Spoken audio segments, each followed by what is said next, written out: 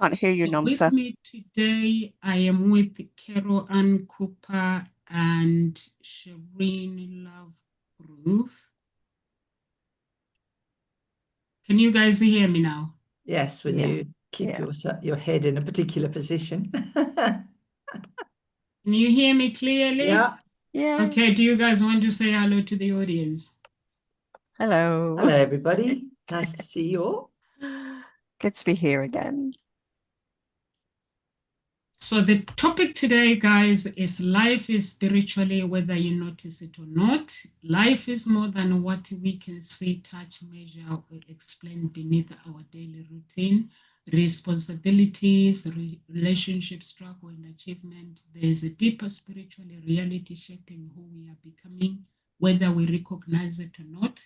Every day we are influenced by our beliefs, values, emotions, intentions, relationship, and unseen inner forces.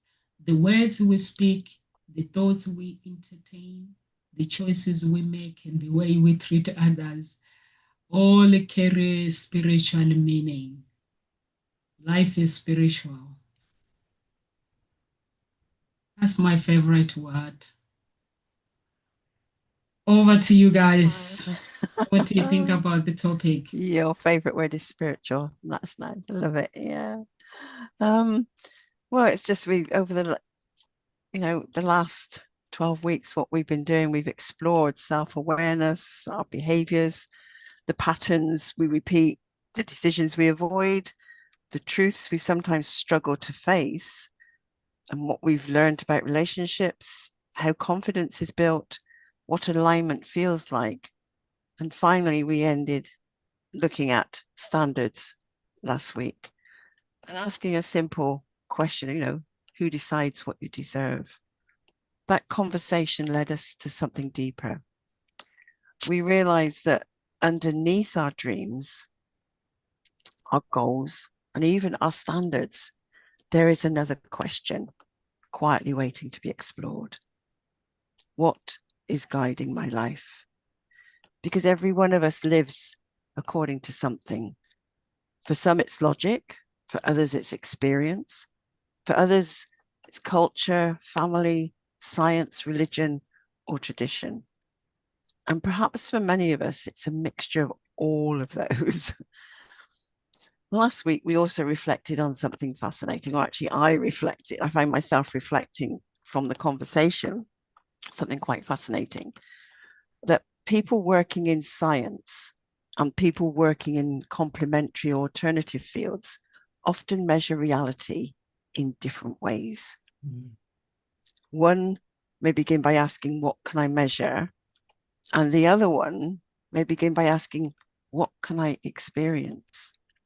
Neither question is wrong. They're simply different ways of knowing. And perhaps this is where this next series is going to begin. Not by asking whether spirituality is right or wrong, and not by asking anyone to change what they believe, but by becoming curious. What if life itself is spiritual?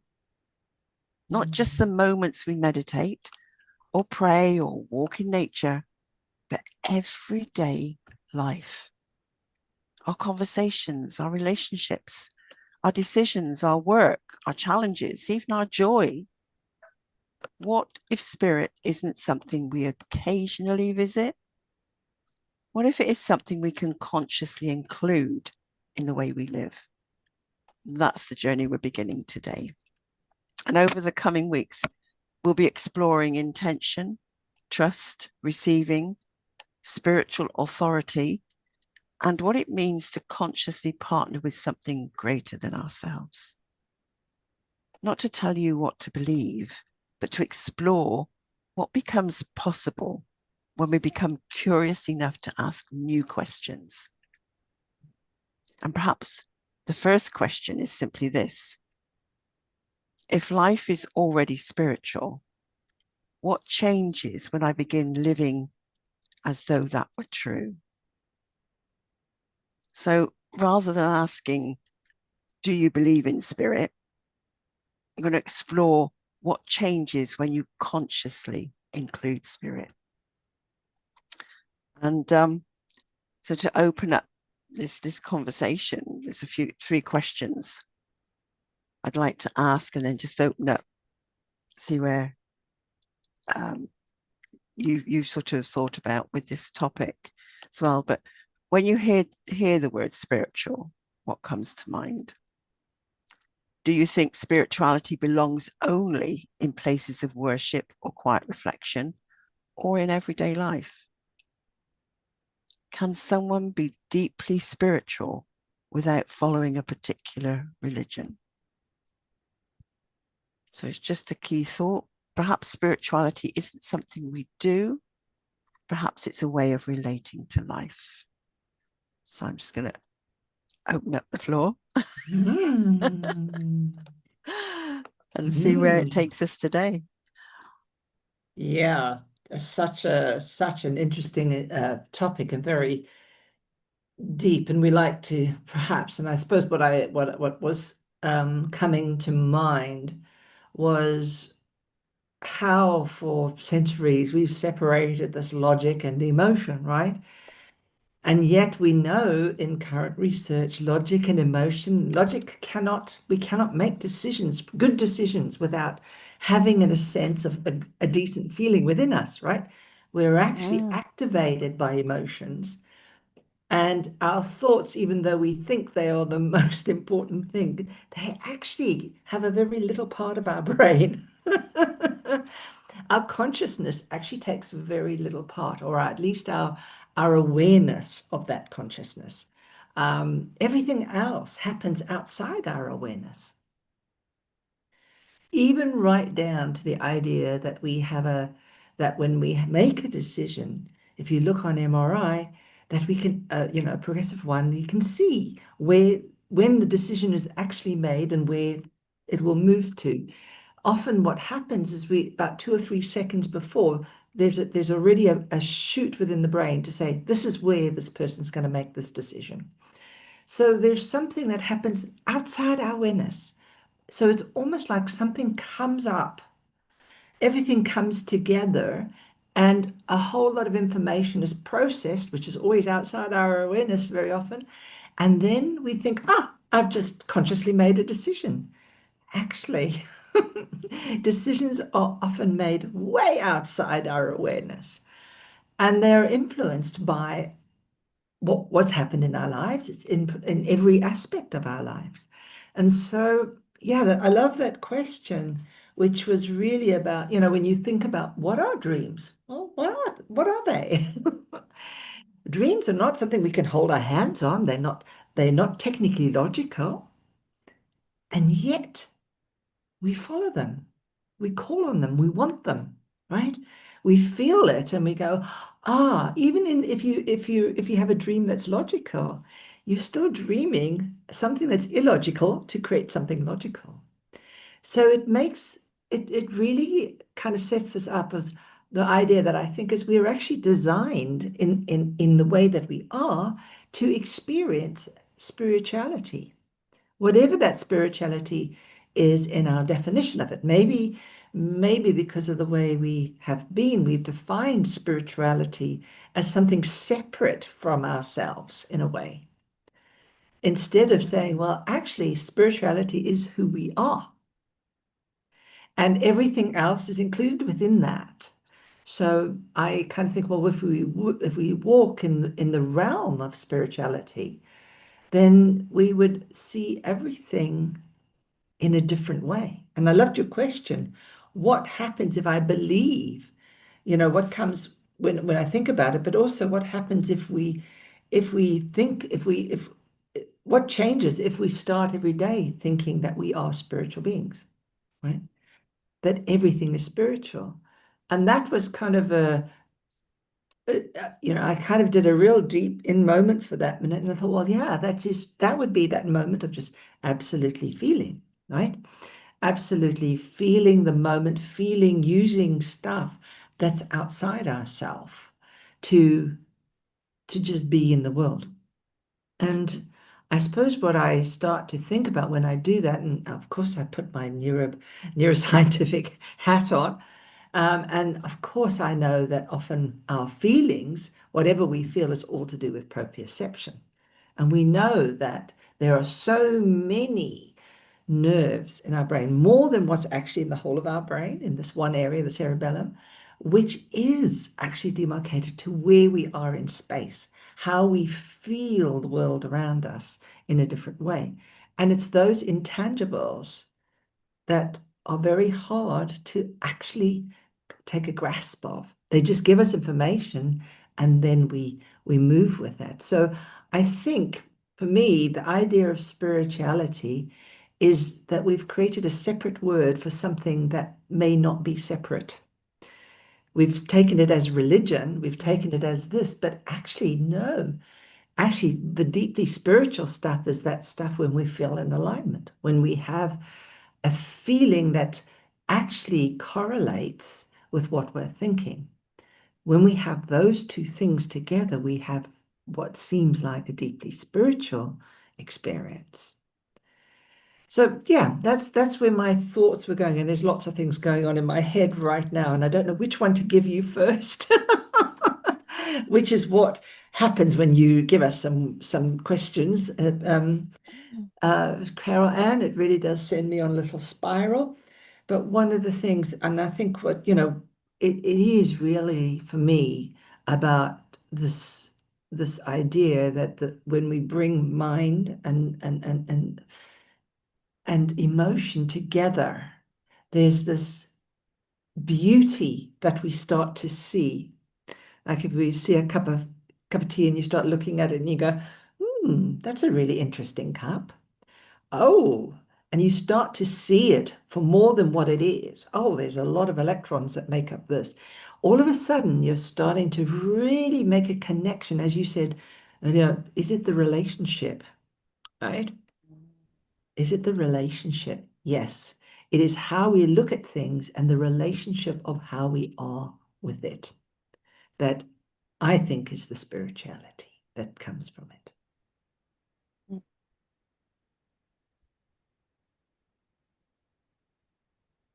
Yeah, I think that's it. Yeah, I like that. Say that last bit. It's the relationship and how it's a relationship that we have with people and things that creates that sense of belonging with it. Because when you have a relationship with a cup, right down to the very basic things are atoms, and then there are ions, right? Elements. We are elements at our basic. Right? What brings us together, what allows us to be together is the ability to flow and form a relationship with it. And I suppose what was running for me was I was remembering the other morning I was watching TV and they were talking about food. And oh yes, there was Saturday Kitchen I was watching. Anything grounding, food.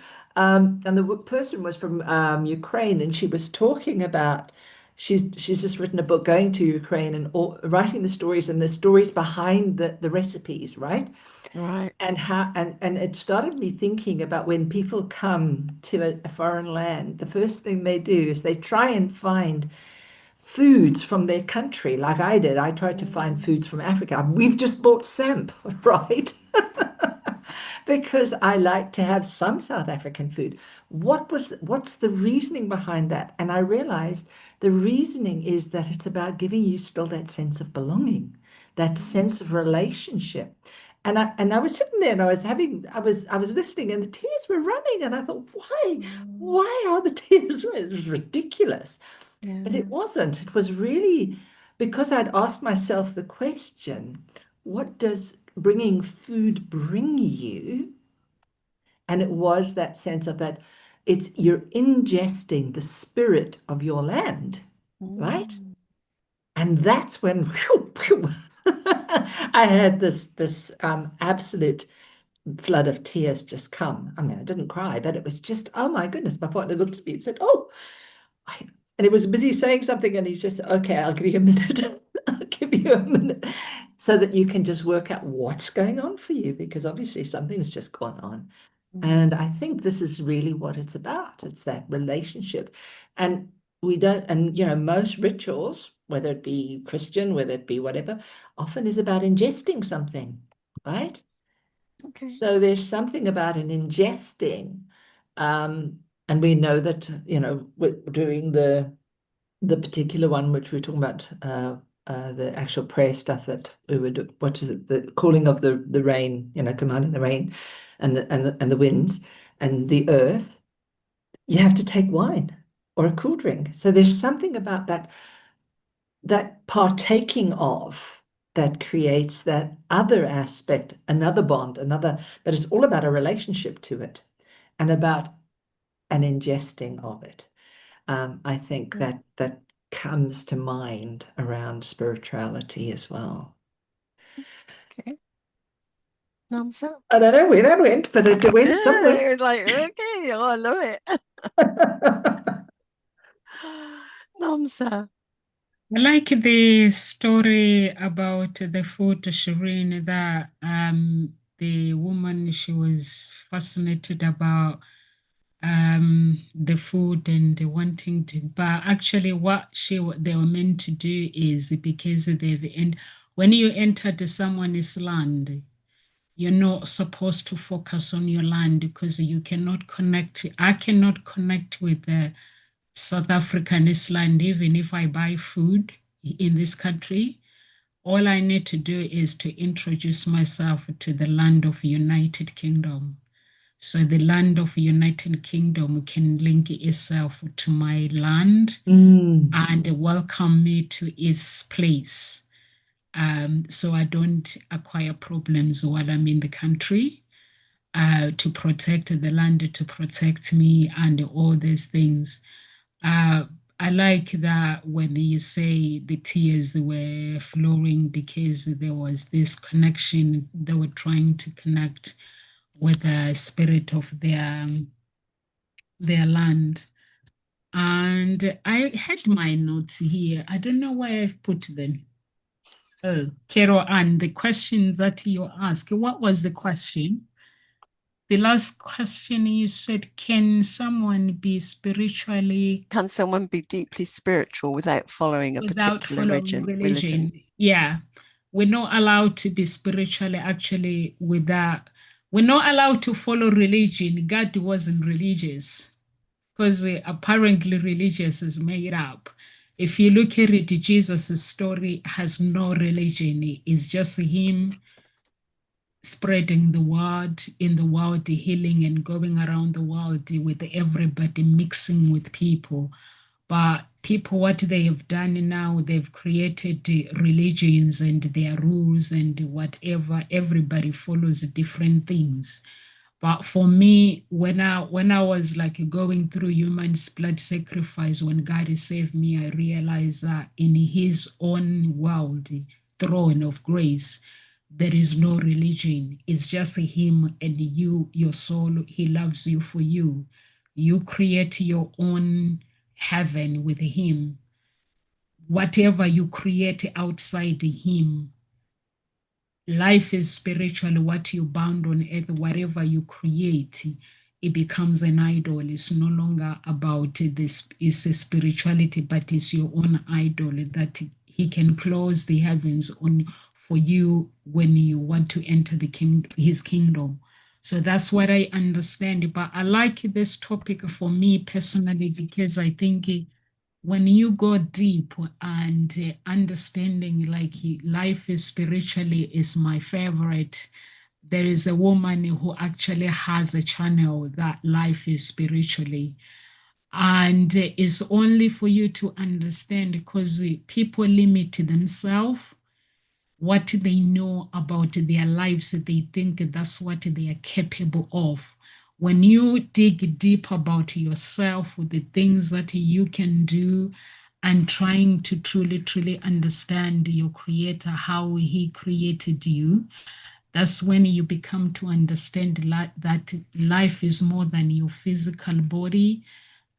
Is you have thoughts and emotions, you have values, you have memories, convictions, you have desires. and spiritual longings. When you understand, you put these things together, you realize that you are more than your appearance, because more than your age, more than job, more than social position, because the people, they condemn themselves because of their appearance, like I'm not beautiful, I'm not this, I'm not that, but they are more than that. If I was to pick someone from the street, like someone who is on the street, who is homeless, and ask that person, let's sit down, I need you to think, I need you to focus. I don't know how I can be here for 10 days or 20 days, but I need us to invent something. Do you know that person that is homeless can actually invent something if they focus on, actually they're like, I can do this spiritually? It's just understanding, like making some inquiries. Who are you in the spiritual, in the world, and in the spirit? Who do you represent? Because you may find Carol Ann in the realm of this world, she's Carol Ann, but in the spirit she's a judge, or she might be a queen, like in the throne of grace with God. She might be something else. She must have a higher position, a different position that she is on earth. But the position that she has in the spirit is the position that is meant to match the physical. But most people don't match what they are in here. Here they tell themselves they're nothing. But when it comes to, if you make some inquiries with God and God shows you this is who you are like, but I'm not that. I have been rejected. I've been this. Over to you guys. I like that. The position you are in spirit should match the position you're on earth. Yeah, on Maybe the that's the physical. conflict that we feel within ourselves. That's why there is this conflict here that shows on earth, because we have this conflict within us. And therefore, if we were to work on our inner conflicts and who we are and who we're meant to be here, and align that and find that peace within ourselves. And this is something I keep coming back to. If we find the peace within ourselves, this is where we will find peace on earth.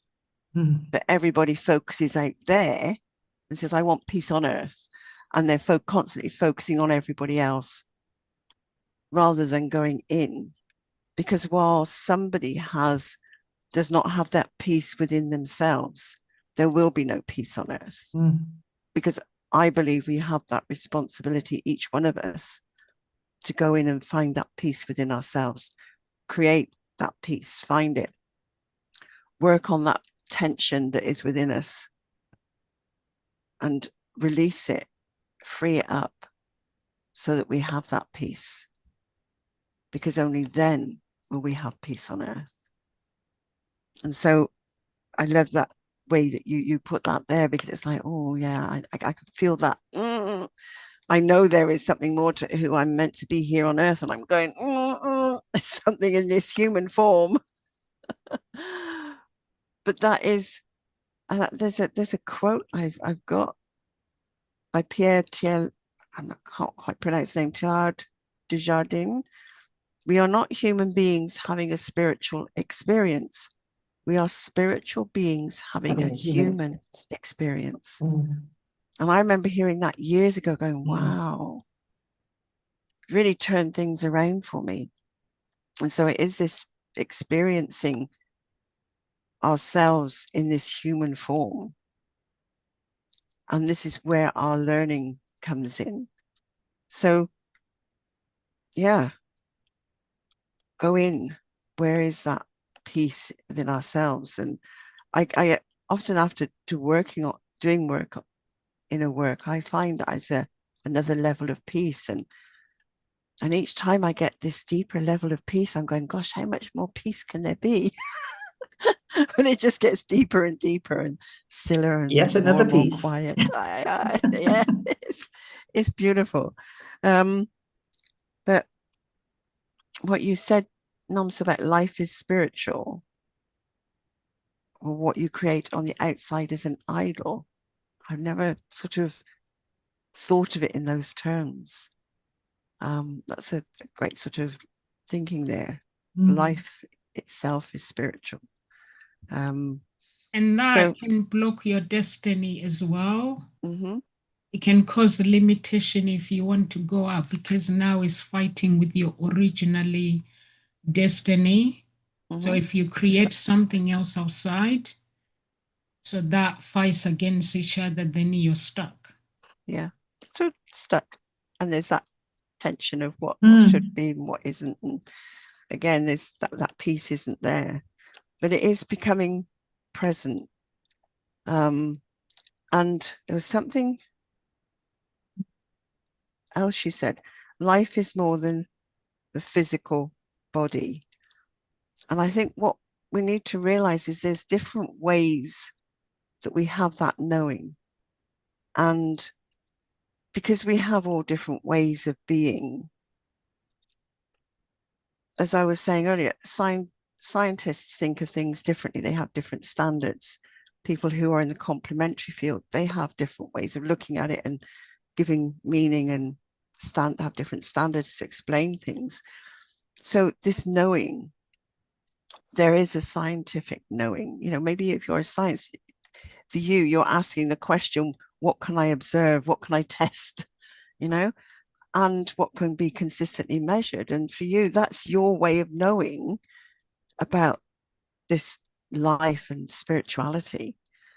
If you're someone who likes to know more experientially, then you'll be looking at, well, what have I experienced? What have I lived through? And what has that taught me?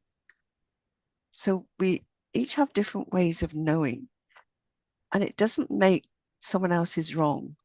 And I think this is where life gets really interesting, because it's then getting curious about, well, how do others experience life and spirituality? And what questions are they asking themselves? And opening yourself up to other ways of exploring life. Because I think that brings in the whole of spirituality, all the different ways of knowing. Because sometimes there's an intuitive knowing. What do I sense to be true? Even before you sort of can explain it, there's something intuitive. And if you're someone who is very intuitive, just because you can't explain it scientifically doesn't make it wrong, doesn't mean you don't know. Again, it's recognizing what is your knowing. And then there's the relational knowing. What am I discovering through my connection with other people and with life? So if relationships don't work out how you want them to, what are you learning from that? Because there's something guiding you to find that relationship that does work. And rather than making those that don't work wrong, it's going, okay, so where is spirit in this? Where's that learning that I can learn from these relationships and really find spirit? So just become aware of your way of knowing about spiritual aspect and your life in a spiritual way, and then be open to exploring other people's, rather than, because I think this is where in terms of religion they make it wrong. It's like, no, it has to be this way. You have to have measured results to show that is a scientific way. And then there's others, well, no, I just got this knowing in me. There's just this wisdom within me. I just know. Well, there is no communication happening there. And as I was saying, that's what I realized last week. That's why there's been this tension and butt heads between the scientific world and the complementary field. And I think there is much more science and scientific evidence now coming out, but it's now being able to relate the two, bring the conversations together. But certainly, how do you know? What's your knowing? What's someone else's who you have arguments with? Maybe just start listening and see what their world is like. Yeah. So, yeah. Have you ever known something long before you could explain it? It's a great, great question. So, what's your knowing, Shireen? Have you got an awareness of what your knowing is? Yeah, I think a lot of my knowing is intuition, right? Mm-hmm. So of course but I'm very, very curious about um, mapping it across worlds. For me, it is about, is intuition really just intuition, or is intuition a whole lot of experiences that I've built up, the neural connections that tell me this is happening, right? So then I create a predictability about it. So for me, that is my sense of what this interoceptive learning, interoception means of what information that comes from within, right? Mm-hmm. It's that inner world that we have that gives us these, what we call somata markers, body markers, that let us know certain things. But again, like everything else, for us to make sense of it, we have to use our brain. Because otherwise we wouldn't be making sense of it. So I think what we were talking about, and you said earlier on, which is really important, is where the world was split was because people couldn't make sense of the interoception. And many people don't know how to say, well, actually, I often will used to look at a patient and go, yeah, that patient's going to arrest, right? And I'm telling you, within a short while, that patient would arrest. And then I started to think, what were the markers I was observing that I wasn't even aware of in the moment, right? Because they were outside, they were being looked at other parts of my awareness that I was not aware of. And then coming together, I then go, ah, that was the marker. That told me. And so I think it comes from when we have a lot of experience that we can then track back and say, ah, this was here, this bit was here. Ah, that would mean that it's likely that this is the case, right? It's the same thing when someone comes and says to me, oh, I have this and this and this problem, or they give me a whole lot of symptoms, and I'll say, that sounds like it could be this, because what's happening is we're trying to make sense within ourselves first, and then we get an answer pops up, right? For me, that is the kind of almost like the scientific knowing of the knowing, right? Because we have some way of referring back to it and saying, ah, that's where it came from. And then generally, when we do look, we do find that there is that kind of knowing. However, there are moments when it doesn't happen, and that's quite hard to explain, right? It is very hard to explain when you kind of go somewhere and you go, ah, I have definitely been here before. And then it's kind of like what's going ahead of us so that it's telling us what's happening, right? And I think as a human being, as a spiritual being, we have the capacity to move outside ourselves and to see bigger worlds. So I really loved what Namsa said earlier on, which was that, and you said, Carol Ann, we're spiritual beings walking having an experience in a human body. When we forget that we're a spiritual being, we forget we have this capacity to fly. We forget we have this capacity to walk through walls. We forget we have the capacity to just transport ourselves because we're still so heavily stuck in the spirit, in the earthly realm, right? And I certainly know when I was studying the Kabbalah, they said that's the 99% and we are the 1% here. And our job is to actually go and be the 99%, right? So Right. that only our touch on earth is just a little bit, that we actually walk with that as a spirit on the earth. So Right. that was, so I love it that these teachings are all coming back in different forms when you start to look and listen about them. Mm. So yeah, so that was what really came, and I loved what you said, and it's really useful, and I think this is also made touch on relationships. where we were talking about creating idols outside ourselves. And there's something about our desire to create something that we can have a relationship with. Yeah. And I know that when we delve more into spirituality, we don't necessarily need those things because we are aware that we already are spiritual and we don't require that image that's there. And I think part of creating the image is part of this thing of I'm putting this out there, which is in a way our spirit trying to create this connection back to spirit. The problem is we make a mistake and make it that is the idol. The idol is the thing to venerate. But actually, that's just the creation, right? The veneration is what made the idol in the first place.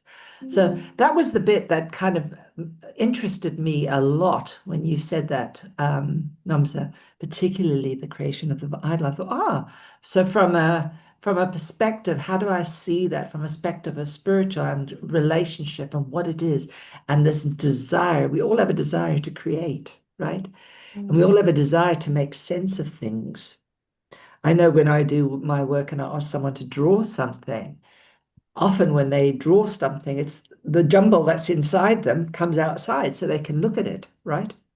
So when you do metaphor work or any of those kinds of things, everything has a metaphorical or spiritual aspect.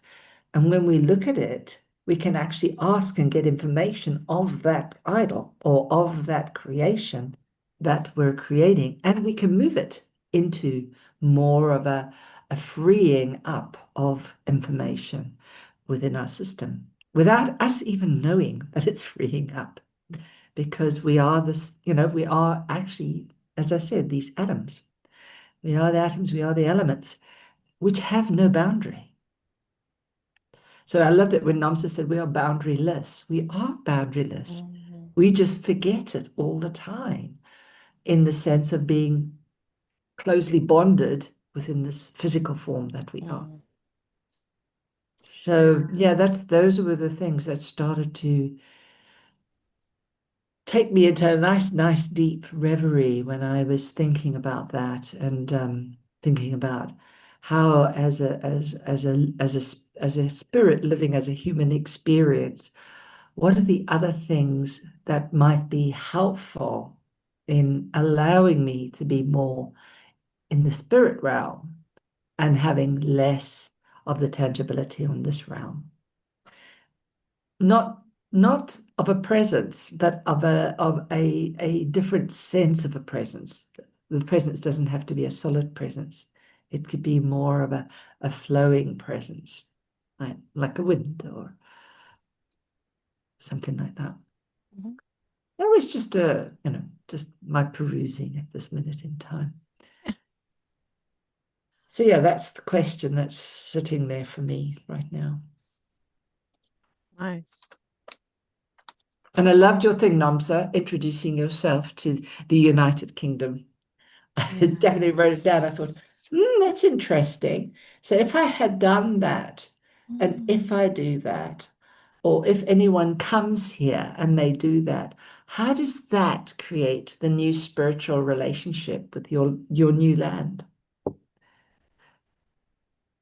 I think every country has its own angel and has its own gatekeeper. So I think spiritually you have to guard, because there are places where we go and we're not supposed to go. Like you were born in South Africa, right? No, Zambia. Really? Mm. Why am I? But your parents are South African, right? My father was South African. And your mom? Zimbabwean. Really? Mm. How come I never knew this? Oh, you see. You learn I something missed new. that information. I was born in Ndola. That's so not far. Nah. Wow. Okay, where about in Zimbabwe? Because my stepdad is from Bulawayo. My mother was born in Harare. Okay, I've never been to Harare. I've been to the airport and Nando's.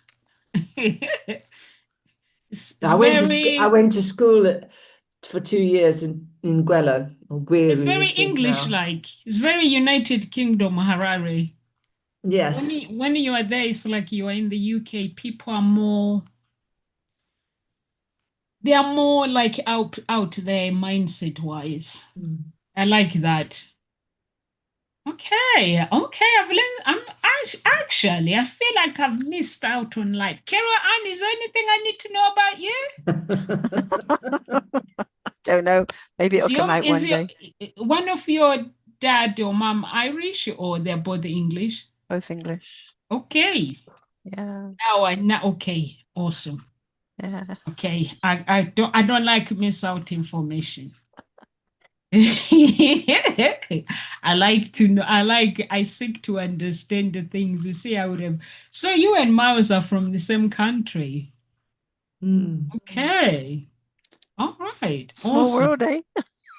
Yeah. Yeah. Okay. Yeah, most of white people they like Zimbabwe, Zambia, South Africa, Nigeria. Yeah, okay. Very interesting. I've got to ask more questions later one day. Okay. You see now, life is spiritually. Get to know Yeah. me. I'm thinking both her parents were South African. Okay. Okay. I like it, Shirina, what you said about the knowing when you were talking about the answer, the woman that was it she knew the question or whatsoever, or like the answer. You were talking about the answer. I like it with the way you were explaining. Dr. Olukoya is a scientist, by the way. He always get marked up by people. They say, you mean you went to have a PhD in United Kingdom to be a pastor? But I like his teaching is so, he's a very very wealthy man, but he doesn't hug no one. He doesn't do chit chat. He talks about all this life is spiritual and stuff, the things. Mm. God to him is hands are like this. What can I do for you, Nomsa? It's like we are not here to play. There is no time to play. The time we have is the time for us to rediscover who we are. So we can do the chit chat later. So can you tell me what can I do for you? Because life is spiritual and life time is moving. Is like he does that. And I like that when you say, he always says, if you understand, like he says, if you understand that life is spiritually and life is what is bound in the physically is bound in the spirit. So he says, let's, for instance, if you were to take exams and you're taking these difficult exams and you have these big books that you need to study, he says for him, like you can eliminate that and just go to God because life is spiritual and say, God, you are all knowing. And I've got this big book that I have to study. Show me the answers that are not the answers, the questions that are going to come up on my exams so I can go and study the right questions, the right chapters in the book. So he says he learned that when he was doing PhDs, he studied his PhDs, final exams. Now he had studied and exams ready for exams. Someone came and stole the whole thing of his semester that he had prepared for exams, and the exams were within a week. So meaning he had lost everything. And God said, you have not lost everything. The person who stole your book actually helped you because you were studying crap. Whatever you've got written there, none of it is going to come up to the exams. And God asked him to sit down, said to sit down. These are the questions that are going to come up. He wrote them the questions down, Dr. Olukoya, and he came with it. He had first class degree. And so he teaches that you have to understand that life is spiritually when you, in the physically, when you don't understand where you need to go and how your tomorrow should be, ask the Holy Spirit. The Holy Spirit is there for you to understand it.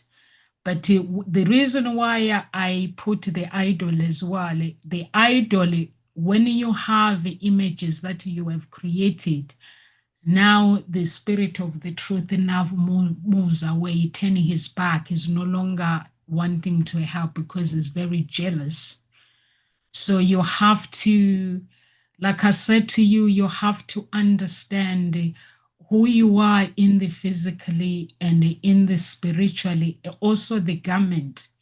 There are some people who are wearing, who have put themselves into shame.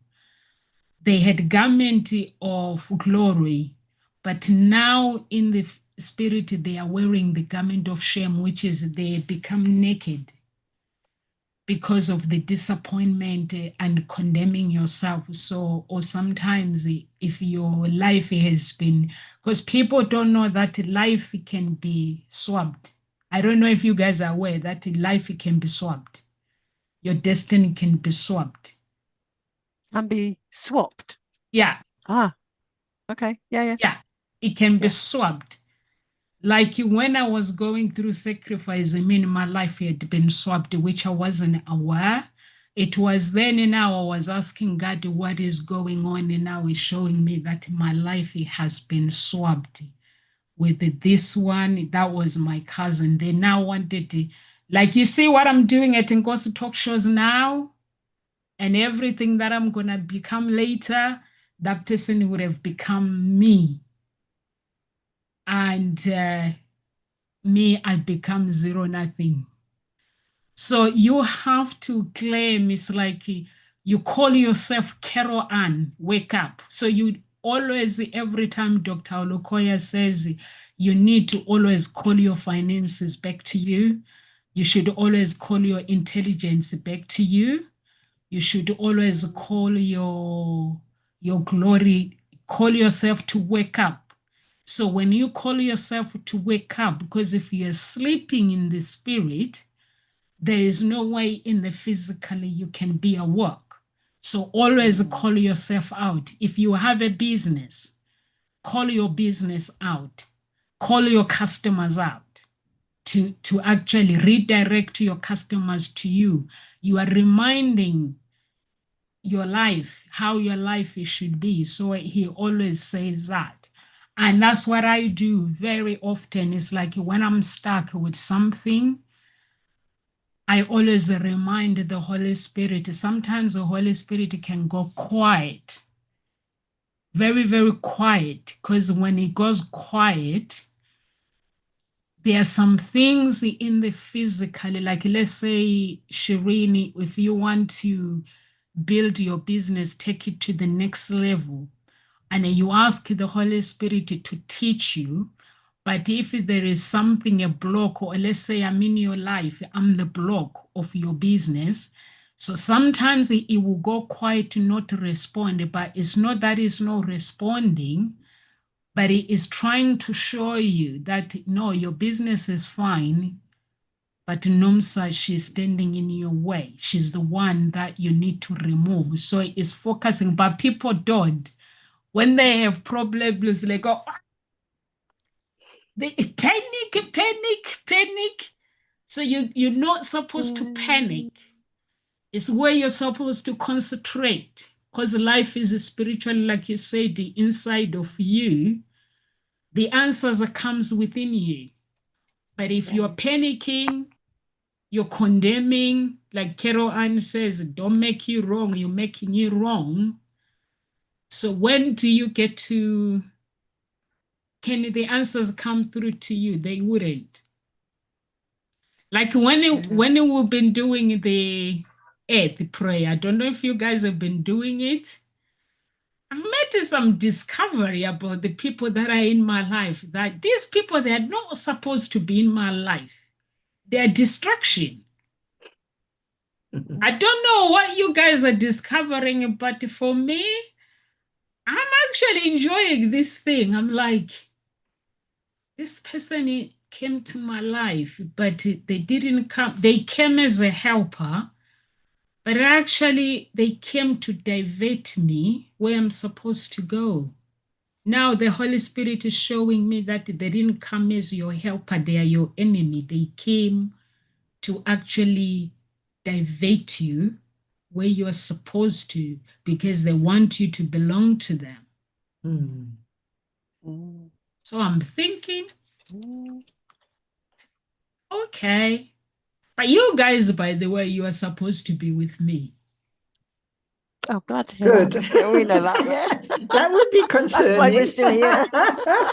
Yeah, you are Yeah. I might be supposed to getting be a with letter. me. But it's actually Carol Ann. The only smart one is Carol Ann, who needs to poke her head and do the earth more so she can get her intelligence.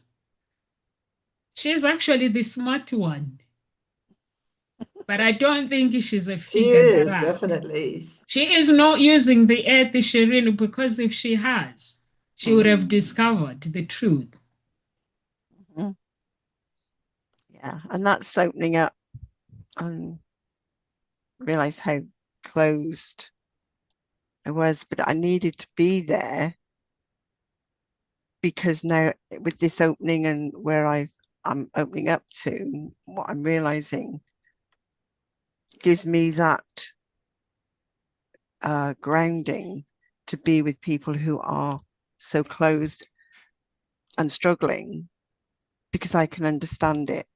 It's like with the maths and the English, helping people with their maths now, I have a deeper understanding of their struggle and what it's like and how painful it can be. Whereas for me, maths was so easy, but English wasn't. And finding words and writing and to know that pain and that aspect of it, frustration. And I can now really relate to those who struggle with maths. And so it's not about teaching them the maths anymore. It's about helping them to free up and clear the way so that they can open up into an understanding that is already inside. Because that's what I found with writing and with English and with language. And there's a beauty to it that it hurt me before, you know. Whereas the beauty in maths was always there. And when people say, oh, I don't like maths, I go, but it's so beautiful. And they go, ugh. But I can now relate to that. And so this is where my journey is. And it's realizing this is our journey and this is where we can learn from. And but it's also knowing those moments where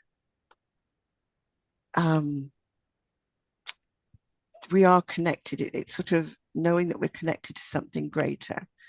Things happen. And there was a time, something comes to mind when I was sort of just researching this morning and just putting a few notes together. Something came to mind about something I always say since: there's always an angel around when you need one. And I go back many years ago when I was on the underground going to my destination, and I was like, oh, I only got a couple more stops, and then the train stopped and it was like all out. And we had to go out of the station, and I came out and it was at night as well, so it was dark, and we had to go and get a bus, and I had no idea where I was. And it was many years later that I've been to Euston Station many times, and there was this one time I came out and went, oh, this is where I came out that time. It's like I was able to go back there and really wake up. But I was like, oh my God, I have no idea how to get where I want to go to, what bus, what stop.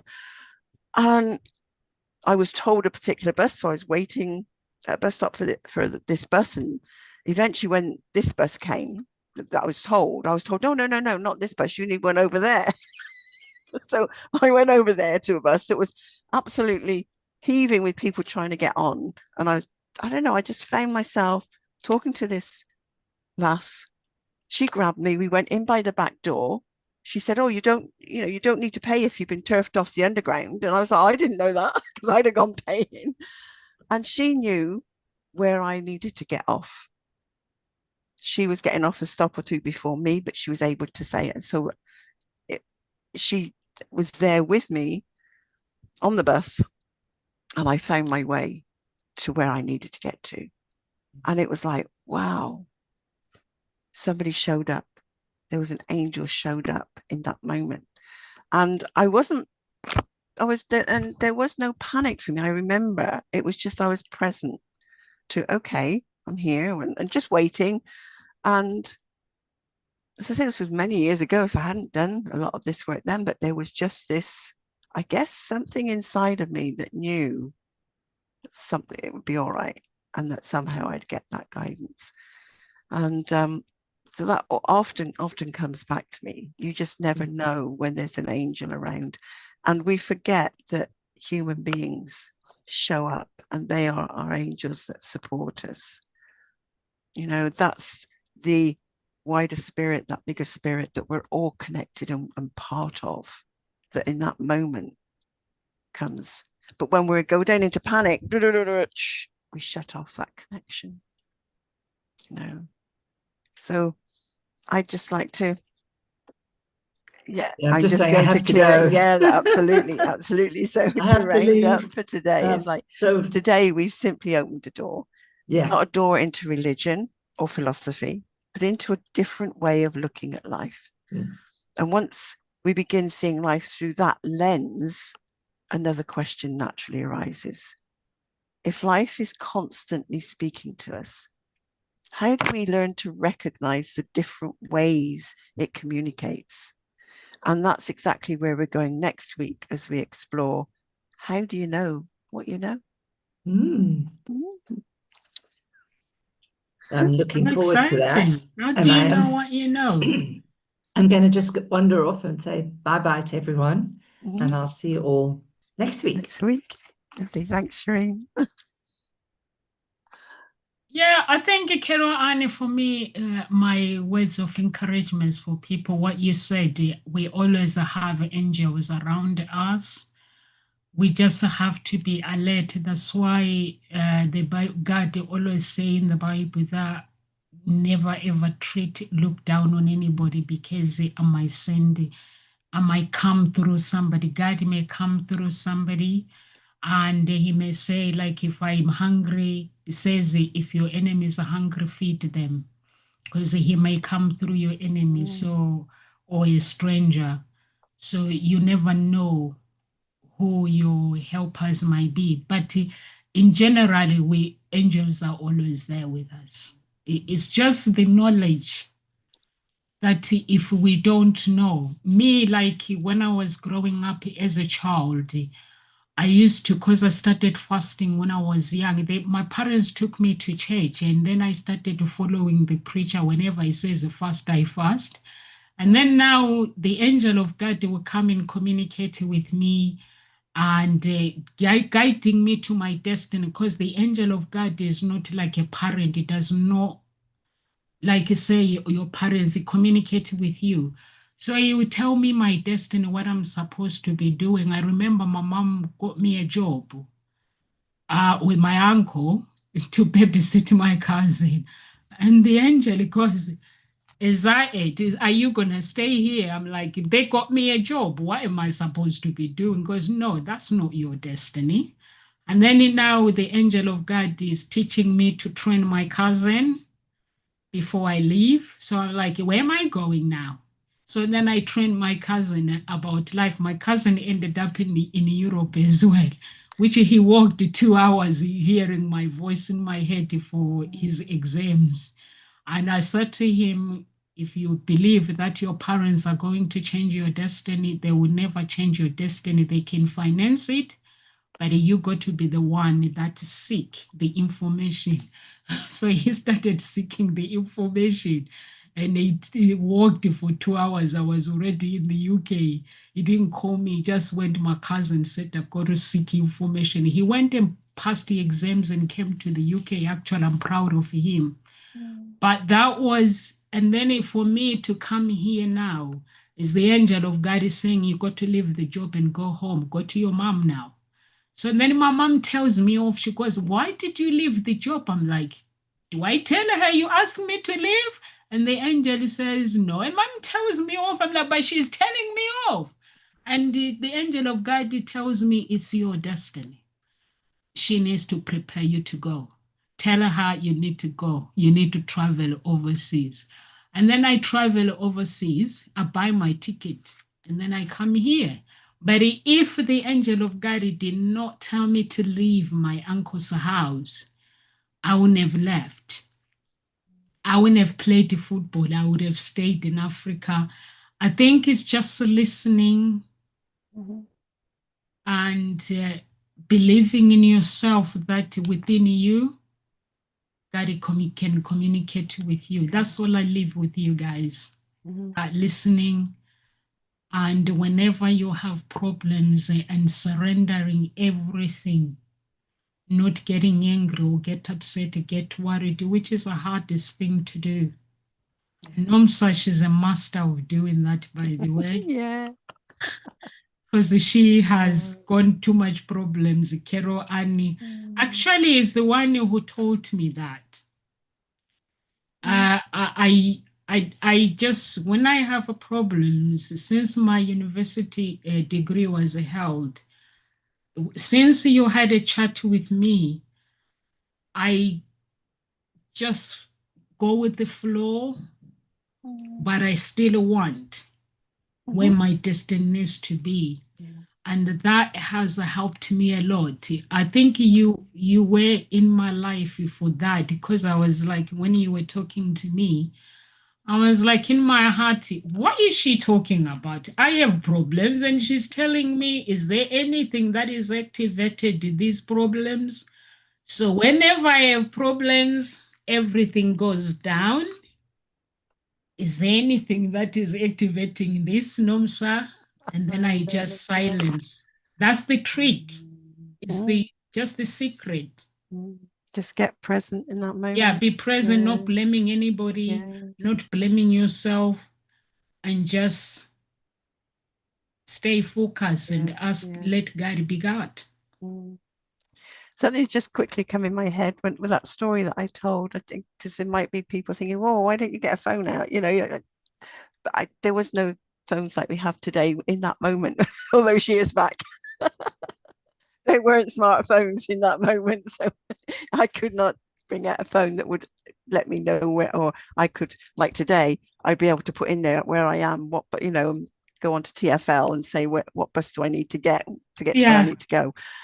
That was not available to me then. So just because I know that's probably hard for a lot of people to even register. They might be going, oh, why didn't you open your phone?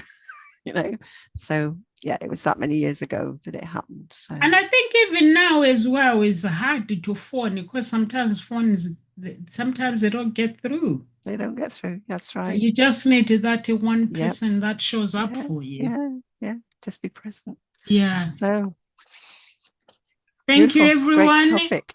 Yeah, thank you, Carol Ann. I'm excited for next week. May God bless you guys. If you're watching at Nkosi Talk Show's YouTube or LinkedIn or social media, Facebook, please do subscribe. Share our videos with your families so we can reach more audience. You can also go to the website and sign up if you need coaching. These ladies, they are not for free. They need to make a living. So they come here to give you some nuggets for free. But then if you need more, you can pay to have a coaching time with Shireen and Carol Ann. May God bless you, and I will see you guys tomorrow. They will see you next week.